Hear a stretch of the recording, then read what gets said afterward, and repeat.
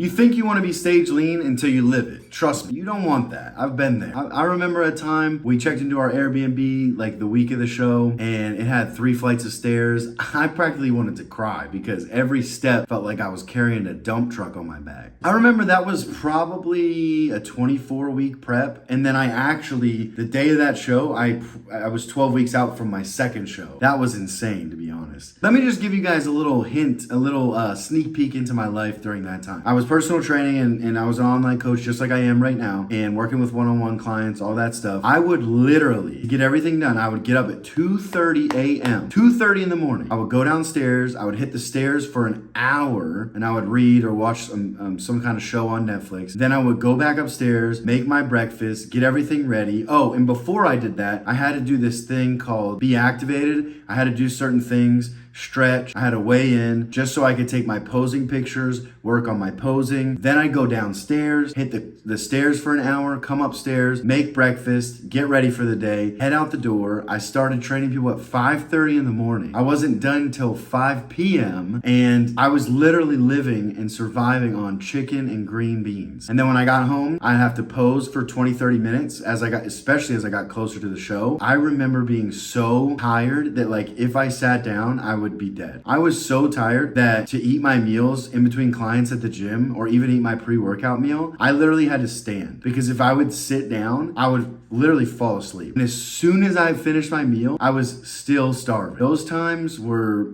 very interesting. And the crazy thing is like everybody thinks when you look like that, all my clients, all my friends, you're shredded. You look like, don't get me wrong, I looked amazing, right? I was tan because it was the end of summer. Everyone thinks you're healthy. They think you're this perfect model of health, but it's actually the opposite. You can have your hormones shut down and things like that happen where you just have no energy, you have no enjoyment, you have like no personality, you're just shuffling your feet through life. You have your organs are under stress because you need fat. Your body needs fat for your brain and your overall health. So you're already you're not just lean. I'm talking about inside out peel. And then the psychological toll of just being like, you're a little bit unstable. You're definitely irritable because, if you have a free meal, like if you get blessed with a sub or a burger and fries and they mess up your meal, it was like the end of the world. Like somebody spit in my food. That's how bad it was. I remember I went to Five Guys once and I got the Cajun fries and I hadn't had a free meal in a long time and I could not wait. I was going to get a double cheeseburger with Cajun fries and I was so pumped.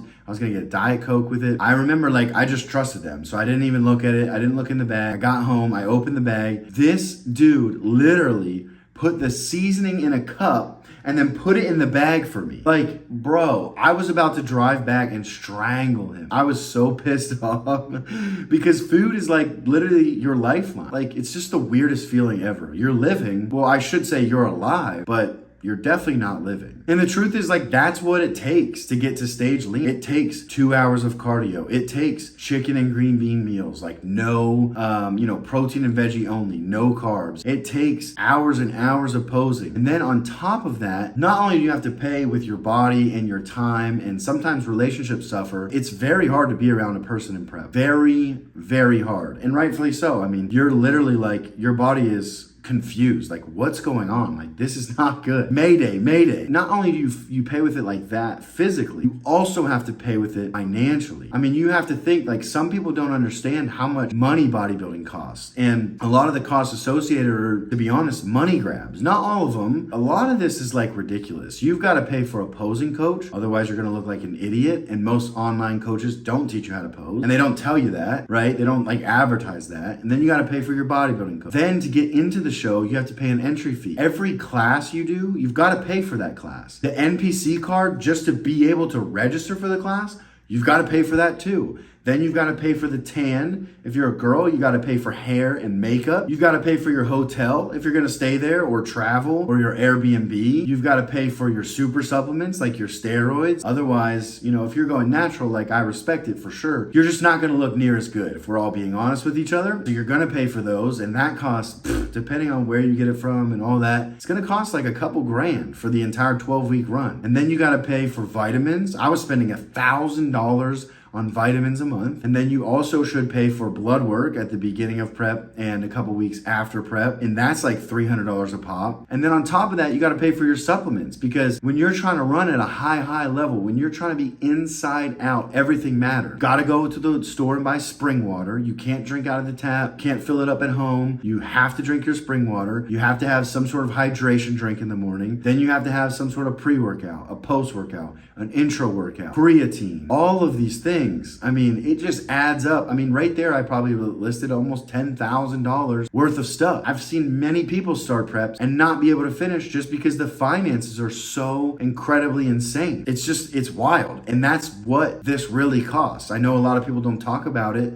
and I'm not trying to be super negative about it, but I am just trying to be real with you guys. I feel like a lot of people don't talk about the other side of bodybuilding. Everyone says, it saved me, it saved my relationship, it saved this, it saved that. You know, and just like anything, there's good sides and bad sides, but I don't hear anybody talking about the dark sides of bodybuilding. And that's what the whole point of this channel and this last prep is for you guys, so that I can be a real one and highlight it. So really what I want to talk to you guys about, why 3 weeks post show? Well, you're going to have full muscle. A lot of people ask any competitor, or if you've competed yourself, how much better you feel 3 weeks after the show. And everyone thinks, man, I look so much better. I feel better. My training is back. My hormones are balanced. I'm still shredded. I mean, as you can see in this picture right here, this is probably 3 or 4 weeks post show. I look nuts. Now, am I inside out like I was? No. But do I look crazy? Absolutely. And I remember that time very vividly. It was Christmas. I was having some sweet treats here and there. I was balanced. I was having some chicken and green bean meals, like some protein and veggies, but I was having carbs around my training. And then I was having a couple free meals, like 2 or 3 free meals a week. And everything was just running perfect. And you still are turning heads without looking like physically sick. How do you hit this zone? How do you hit the 3-week zone without competing? That's a great question. Thank you for asking. I'm gonna go over that. This is what I call like hitting the zone, right? It's the sweet spot. Now, what I recommend and what is best for your brain function, your health, your cognitive performance,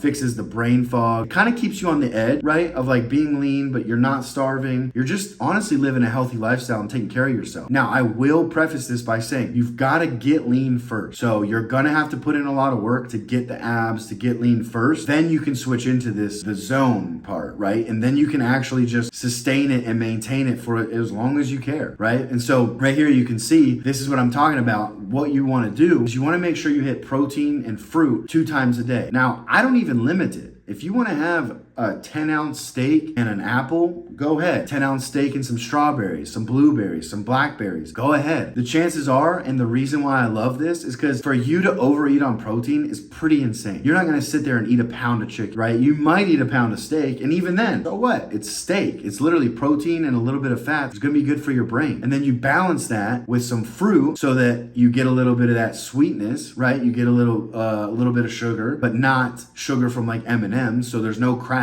And you feel good, and it's also filling. It's not too expensive, and when you buy stuff that's in season, it can be really fun. I personally recommend the frozen fruits, because it's just the most consistent. It can be the most clean, the most well taken care of, so I recommend that. Then, just like I was doing in the picture you guys saw before, I would say just have carbs around training. Just look at your fists, like about a handful of carbs. That way your muscles still can fill with glycogen, you still can get a good pump, and you don't feel like death. So you get to keep your strength while balancing everything else. And then to follow that up, you should hit 10 to 15K steps every single day. Now, it's gonna depend on where you're at, especially with your lifestyle, whether you're more the 10K or the 15K. So you definitely have to play with the numbers, but that's why I try to include this little chart here. If you can see it, I'm not sure, it might be too small. Basically, you can see how it adds up. I mean, you can burn up to like 450 to 750 calories just by following that and doing some steps. And I mean, if you're active, this is going to be a breeze. If you're not active, it's going to make you a little bit more active, what's the problem with that? That's perfect. If you're sitting at a desk right now and you're not getting steps, then when you go to the bathroom, maybe like make a little loop at work, right? Take a little walk, or take a walk around the building. People do smoke breaks, people take lunch breaks, like it's going to be okay. Or try to walk around the office here and there. Because when you sit all day, not only are you slunching like a loser, but you also are not getting any movement, and that's just not healthy. Like for someone to not hit 10K steps a day, like almost naturally, it's very bad. I mean, you have to think, we were hunter-gatherers, right? So what sense does it make that we sit on a computer like a T-Rex all day. It doesn't make any sense. And that's why you'll see